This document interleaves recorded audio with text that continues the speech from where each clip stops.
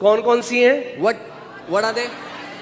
हाँ, God's right, परमेश्वर की धार्मिकता God's righteousness और मनुष्य की and धार्मिकता। man's righteousness. अब आपको आज चुनना है आपको कौन सी चाहिए। Now you have to choose which one you want. Come on. Okay,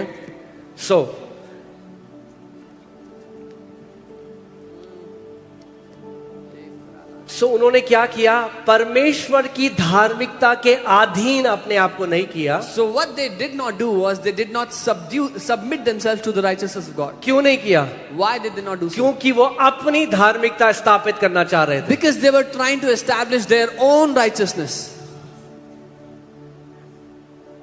They feel I will be more acceptable in God's sight because I'm fasting more, I'm praying more, I don't smoke, I don't drink. उनको लगता है कि परमेश्वर हमें ज्यादा ग्रहण कर लेगा क्योंकि हम तो उपवास करते हैं, प्रार्थना करते हैं, शराब नहीं पीते, सिगरेट नहीं पीते।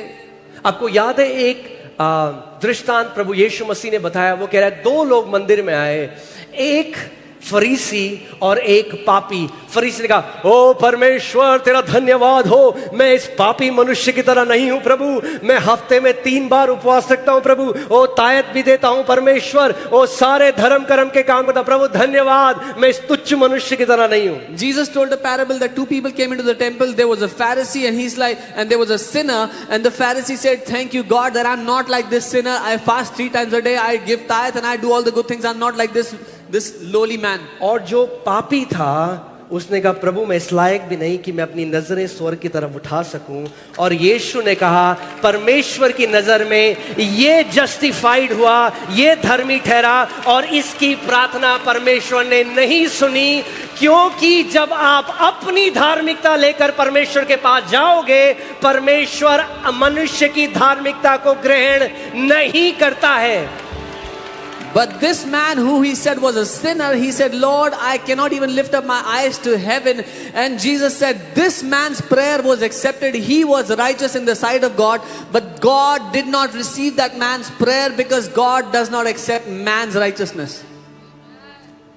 कई लोग आज सड़क पे प्रचार करने जाते हैं, वो कहते हैं, You brood of vipers, you sinners, homosexuals, you who are living in sin. बहुत से लोग सड़क पे जाकर प्रचार करते हैं, बोलते हैं, सांप के बच्चों, तुम जो पाप में जीते हो, समलैंगिकता करते हो, पाप करते हो, अपराध करते हो। Jesus never called sinners brood of vipers. यीशु ने कभी भी पाप करने वालों को शैतान के सांप के बच्चों नहीं कहा। Read your Bible carefully. अपनी बाइबल ध्यान से पढ़ना। He called religious Pharisees brood of vipers. उसने धार्मिक फरीसियों को सांप के बच्चों कहा। Met a prostitute, he called her daughter. वो एक वैश्य से मिलता है, उसको बेटी कहता है। Daughter, बेटी, daughter, बेटी। But he meets religious Pharisees. लेकिन धार्मिक लोगों से मिलता He है, says, woe unto you, you brood of vipers. हाय है तुम पर सांप के बच्चों। वो कहता है, ना तुम खुद स्वर्ग जाते हो और ना दूसरे को जाने देते हो जो जाना चाहता है। He says, neither you enter the kingdom of heaven nor you allow others who और want तुमने to. स्वर्ग का राज्य इतना कठिन बना दिया है लोगों के लिए। And you have made the kingdom of heaven so difficult for people.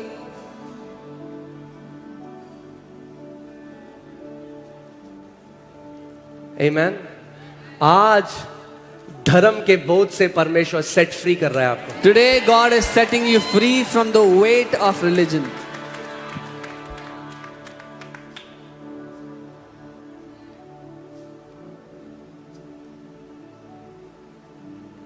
Amen. मैं आपको बता रहा हूं, जब प्रभु ने मुझे सेट फ्री किया, I'm telling you, when the Lord set me free, मैं एक मीटिंग में गया। I was in a meeting. मैं देहरादून में था उस टाइम। I was in एक Dehradun at the preacher moment. Preach कर रहे थे A preacher और was उन्होंने preaching. कहा कि you will not even know when the Holy Spirit will leave you. And he said, आपको पता भी नहीं लगेगा कब पवित्र आत्मा आपको छोड़ के चला Be जाएगा। very careful what goes on to these ears. क्या जाता है इन कानों में, कौन सा प्रचार सुनते हो आप? बहुत सचेत रहना कि आपके इन कानों में क्या जाता है। What preaching you hear? There are 2 pulpits in the church today. Church में आज 2 तरह के पुलपिट हैं। One on Mount Sinai and one on Mount Zion. एक जो सिनै पर्वत पर रखा है, एक जो सियोन पर्वत पे रखा है। The pulpit from Mount Sinai is consistently preaching law. जो सिनै पर्वत पर रखा पुलपिट है, लगातार व्यवस्था सिखा रहा है। और जिस दिन व्यवस्था आई, 3,000 लोग मर गए. And the day the law entered, 3,000 people killed. And were killed. Apostle Paul calls that ministry the ministry of condemnation and death. और पौलुस प्रेरित उस सेवकाई को मृत्यु की सेवकाई कहते हैं, दोष और मृत्यु की जब सेवकाई. आप उस वचन को सुनते हो, When you hear such a word, you feel condemned and dead. आपको दोषित और मुर्दा मरा हुआ फील होता है. But praise God, there is another pulpit on Mount Zion that is preaching life and freedom to all the sons and daughters of God. लेकिन परमेश्वर को धन्यवाद हो, एक और पुलपिट है जो सियोन पर्वत पर रखा है, जो परमेश्वर के बेटों बेटियों के लिए जीवन और स्वतंत्रता का प्रचार कर रहा है. Amen. And when the Holy Spirit came, this is the ministry of the Spirit. 3,000 people were made alive. और जिस दिन पवित्र आत्मा उतरा, क्योंकि ये पवित्र आत्मा की सेवकाई है, 3,000 लोग बचाए गए. So what happened when I heard that? जब मैंने वो सुना, I got filled with fear. मैं डर से भर गया. I said, मैंने कहा, I don't even know if Holy Spirit has left me. मुझे तो ये भी नहीं पता कि पवित्र आत्मा छोड़ के चला गया कि. So उन प्रचारक ने कहा, आपको अपनी नाक रगड़ रगड़ कर जमीन में माफी मांगनी पड़ेगी, तो शायद परमेश्वर आप पर दया करे. And that preacher said you will have to rub your nose on the ground and maybe God will have mercy on you. And I was a very young boy. I was 19 years old. मैं बहुत जवान लड़का था, 19 So I ran to my house. मैं भाग के घर And गया I'm crying. और मैं रो रहा था. And I'm rubbing my nose on the नाक floor. रगड़ रहा था Oh जमीन God, पर. forgive me. Oh प्रभु मुझे माफ कर दो, Oh God, don't leave me, Jesus. मुझे छोड़ना मत Don't यीशु, leave me. मुझे Why? छोड़ना मत. क्यों? I left everything. मैंने सब कुछ छोड़ दिया प्रभु. My friends left me. मेरे दोस्तों ने मुझे छोड़ I दिया. am mocked in my relatives. रिश्तेदार मजाक बनाते हैं And now they are saying Jesus will leave me. और अब ये कह रहे हैं कि यीशु भी मुझे छोड़ देगा. Where will I go? मैं जाऊंगा कहाँ? So I'm crying. तो मैं रो रहा था, Don't leave me, Jesus. प्रभु मुझे छोड़ना मत, यीशु मुझे छोड़ना मत. And I rubbed my nose and I rubbed my और nose and I नाक rubbed my रगड़ता nose. रहा, रगड़ता रहा, रगड़ता रहा. And when I got up, जब उठा I was transformed into Rudolph the red-nosed reindeer. तो मैं Rudolph the red nose reindeer में ट्रांसफॉर्म हो चुका था. जिनको नहीं पता, ये एक सॉन्ग है Those who don't know, it's a song. जिसमें एक रेनडियर है जिसकी नाक This is a लाल है. reindeer whose nose is red. तो मेरी नाक लाल हो गई, सूज कितनी मोटी. My nose was red, swollen up.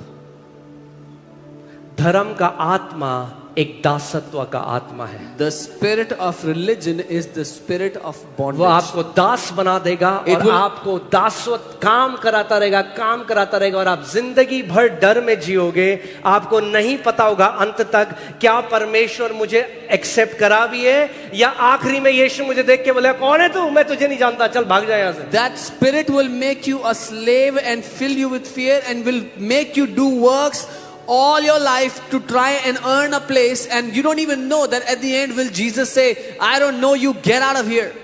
Now don't misunderstand me. मुझे गलत मत समझना. I live a holy life. मैं एक पवित्र जीवन जीता हूँ.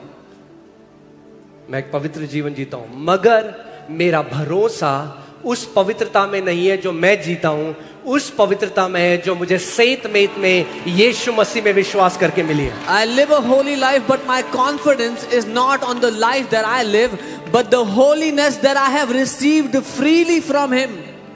Amen. Let me tell you one thing. मैं आपको एक बात कहता हूँ. How would you know which church is closer to God's heart? कैसे पता होगा कौन सी कलीसिया परमेश्वर के दिल के करीब A है? church that is closer to God's heart will consistently exalt the sacrifice of Jesus and the blood of Jesus and what the blood has accomplished. एक वो कलीसिया जो परमेश्वर के दिल के करीब है, वो लगातार यीशु के बलिदान को, उसके जो उसके बलिदान ने कर दिया है, उसने आपके लिए पूरा कर दिया, उसको लगातार ऊंचा उठाता रहे. But a church that is pulpit is in Mount Sinai, they'll keep telling you, oh, you're not enough, you're not doing enough, you're not doing enough, you need to do more, you need to do more. लेकिन एक ऐसी कलीसिया, एक ऐसी pulpit जो सिनै पर्वत पर रखा हुआ है, वो लगातार ये कहेगा कि तुम्हें जितना करना चाहिए उतना नहीं कर रहे हो, और करना पड़ेगा. You're और not करो. married because तेरी लाइफ में पाप है, तेरा टायर पंचर हो गया क्योंकि तेरी लाइफ में पाप है. तुम्हारी शादी नहीं हुई because there's sin in your life. Your tire got punctured because there's sin in your life. All these things, I'm telling you a true story. I was in Africa. मैं आपको एक सच्ची बात बता रहा हूँ. मैं I अफ्रीका was में in a था. ministry team और हमारी गाड़ी का टायर पंचर हो गया. मैं अफ्रीका में था एक मिनिस्ट्री टीम में, और हम car's tire got punctured. और सारे लोग आपस में बात करने लगे, किसी के जीवन में तो पाप है, हमारा टायर पंचर हुआ है, आप प्रार्थना करो. And everyone started to talk. There is sin in someone's life. That's why the tire got punctured. Now let's pray.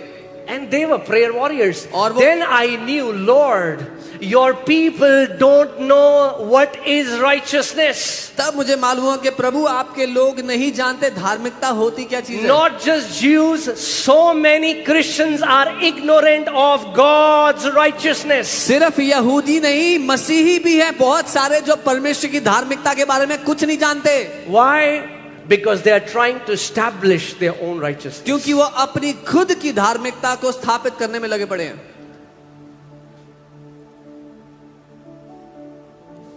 Hallelujah.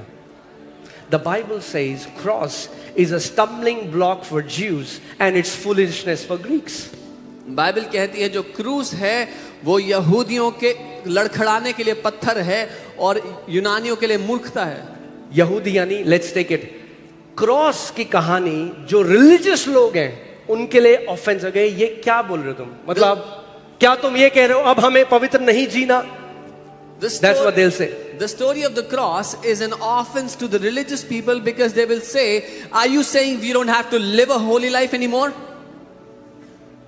नहीं, हम ये नहीं कह रहे. No, we are not saying that. हम बस कह रहे हैं We are just telling you कि आपने गाड़ी को घोड़े के आगे लगा रखा है. that your car is ahead in front of your horse. हम कह रहे हैं गाड़ी को लेके घोड़े के पीछे ले आओ. We are saying bring the cart behind the horse.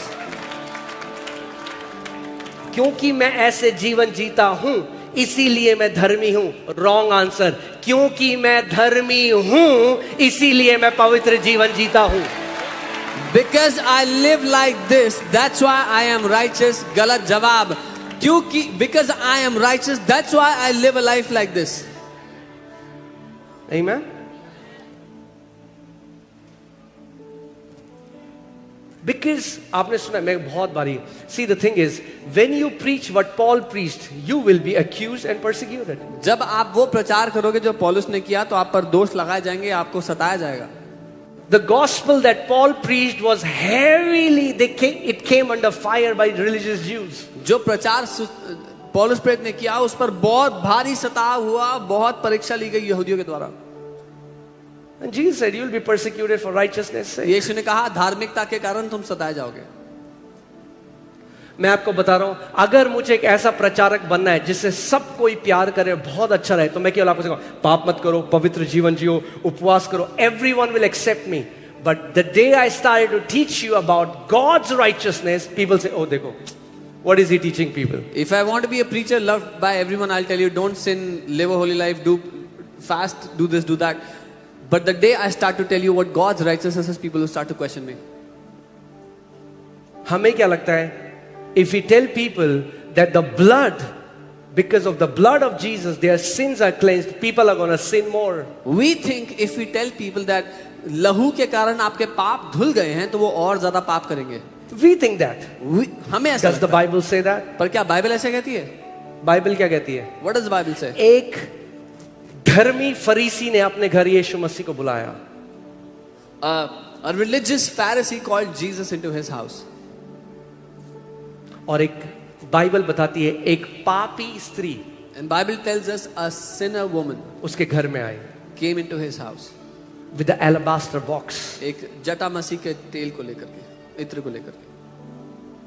And she broke it at the feet of Jesus and she is crying and anointing his feet and kissing it and worshiping Jesus. उसके पांव पर उंडेल कर तोड़ कर रोने लगी और उसकी आराधना करने लगी, उसके पांव को चूमने लगी वो. What are the religious people saying? धार्मिक लोग क्या कह रहे हैं? If he was a true prophet, अगर ये सच्चा भविष्यवक्ता he would होता know that this woman is a sinner. तो इसको पता होता कि ये औरत पापी है. यीशु मसीह ने क्या बोला? What did Jesus say? उसने एक दृष्टांत उनको बताया He told them a story. और बोला जिसके ज्यादा पाप क्षमा हुए हैं वो ज्यादा प्यार करता है. He said, to whom more sins are forgiven, he loves more. Jesus ने ये नहीं बोला no, don't tell people their sins are forgiven because they're going to go back and sin more. यीशु ने ये नहीं कहा कि लोगों को ये मत बताओ कि उनके पाप क्षमा हो गए, नहीं तो वापस जाके और पाप करेंगे. अच्छा, आपको यीशु से ज्यादा पता है. Oh, you know more than Jesus. यीशु ने क्या कहा? What did Jesus say? जिसके ज्यादा पाप क्षमा हुए हैं वो परमेश्वर से ज्यादा प्यार करता है। Whose more sins are forgiven will love God more. Do you think वो औरत यीशु को वर्शिप करने के बाद बाहर गई, बोली, अब मैं पाप करती हूँ? After worshipping Jesus, do you think that woman would have gone out and said, "Now let me sin freely"? No. नहीं. The day you know God has freely declared you righteous because of the sacrifice of His Son, it makes you live a holy life. जिस दिन आपको यह पता लग गया कि प्रभु यीशु के बलिदान के कारण परमेश्वर ने आपको धर्मी पवित्र बना दिया है, उस वजह से आप पवित्र जीवन जीने लगोगे। Amen. What is my foundation? मेरी नींव क्या है? चाहे मैं कितना भी पवित्र जीवन जीऊं, No matter how holy life I but live, still I am not living perfect. मैं फिर भी सिद्ध नहीं जीता। और बाइबल में लिखा है, जिसने व्यवस्था की एक छोटी से छोटी आज्ञा को भी तोड़ दिया, उसने सारी व्यवस्था को तोड़ दिया। And the Bible tells us that if someone broke the smallest of commandments of the law, he is guilty before the entire law. यहूदी लोग क्या थे? वो अपनी धार्मिकता बनाना चाहते थे परमेश्वर का। The Jews were trying to establish their own righteousness before God. Okay, verse 4. For Christ is the end of the law for righteousness to everyone that believeth. क्योंकि मसीह व्यवस्था का अंत है धार्मिकता के लिए जितनों ने उस पर विश्वास किया है। क्राइस्ट क्या है? क्या है? क्राइस्ट क्या है? एंड है किस चीज का? लॉ का। क्या है? फिर से बोलो, क्राइस्ट क्या है? एंड है लॉ का। Christ is the end of the law. But ये नहीं कह रही Bible. Christ is the end of the law for righteousness.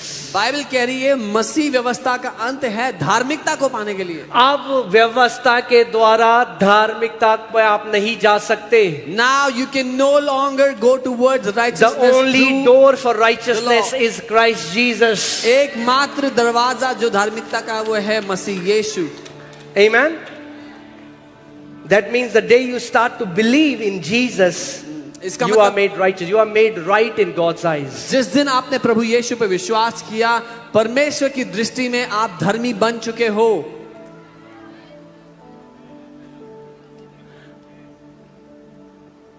आप सोचिए, one of the disciple of Jesus, Peter, denied him 3 times. Think about यीशु के एक चेले पीटर ने उसको 3 बारी डिनाई कर Now दिया। hear this, for 3 all bar of इनकार। you who fear that Jesus will deny you. जितने लोग ये डरते हैं इस बात से कि यीशु एक दिन आपका इनकार कर देंगे, Hear this. सुनना ध्यान से। Peter denied Jesus 3 times. Jesus never denied Peter. Peter ने जीसस को 3 बार इनकार कर दिया, जीसस ने पीटर का कभी इनकार नहीं किया।